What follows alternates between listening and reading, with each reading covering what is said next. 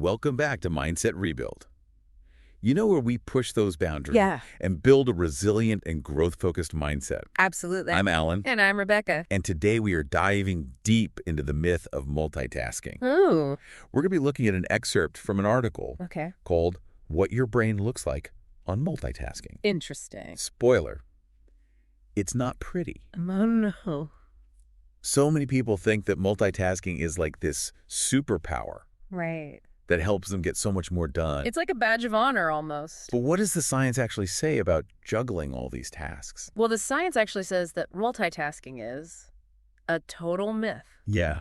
Our brains just aren't designed to handle multiple complex tasks at the same time. So instead of actually doing things simultaneously, what are we really doing? Are actually rapidly switching between tasks. And that can be really mentally draining. That makes sense. I mean, it's kind of like when you have like a ton of different tabs Yes. open on your computer, everything just starts to slow down. Right. And your battery drains so much faster. And you get that spinning wheel of death. Exactly. Yeah. So it sounds like this constant task switching is not doing us any favors. No, it's not. What's the actual impact on our brains, though? Well, every time we switch tasks, there's a little bit of attention residue. Attention residue. Yeah, it's like Oh. leftovers from the previous task that we were working on. Oh, so it's like I never fully closed that tab. Exactly. And that leftover residue, it kind of clutters up our mental workspace, and it makes it so much harder to focus on the new tasks. So it's not just about like feeling scattered. There's like an actual cognitive cost Right. to multitasking. Yeah, And exactly. what does that actually look like then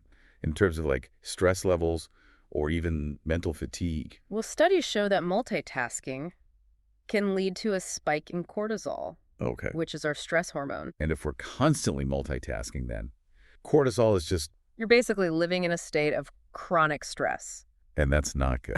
No, it's not good for our brains. It's not good for our body. It's like we're always on edge. And chronically elevated cortisol levels can actually impair memory, Oh, wow. reduce focus, and even increase the risk of burnout over time. So you're telling me that this thing that I thought was making me more productive Yeah. is actually, It could actually be harming my brain. wow. Okay, so multitasking is clearly not the answer here. You mentioned monotasking earlier. Right. What is that and why is it so powerful? Well, monotasking is basically the opposite of multitasking. Okay. It's the practice of focusing on one thing at a time. Just one thing. Just one thing.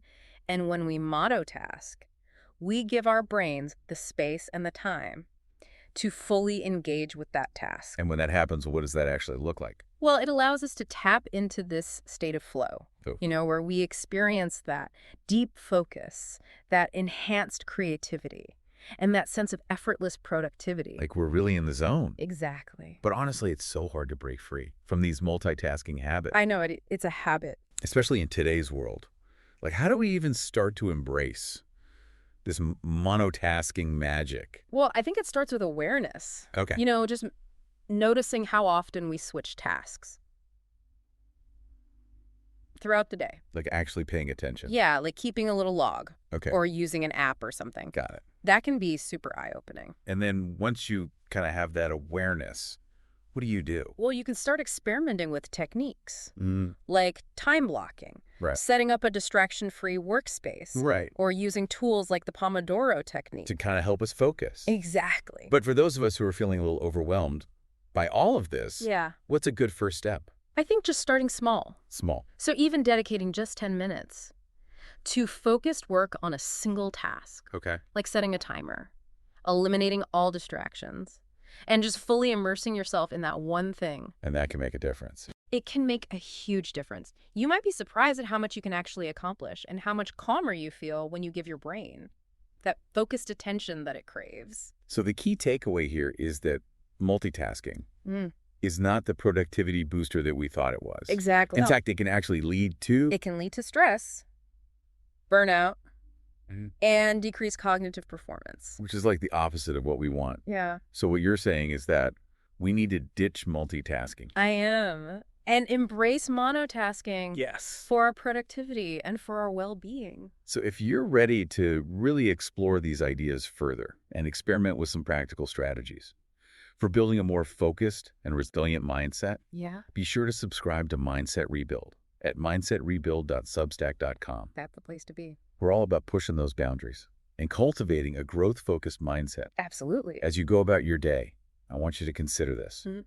If monotasking allows us to tap into our full cognitive potential, what could you achieve by dedicating that focused attention to your most important goals and aspirations? That's a good question. Until next time, stay focused and keep those minds sharp. 谢了。